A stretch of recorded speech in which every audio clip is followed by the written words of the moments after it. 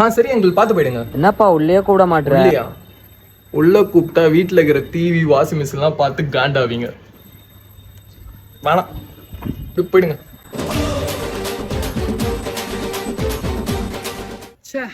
இந்த மாதிரி ஒரு கார் தான் வாங்கணும். அங்கிள் என் கார் தான் எப்படி இருக்கு? கீழே நிக்குதா? காண்டாவுடா.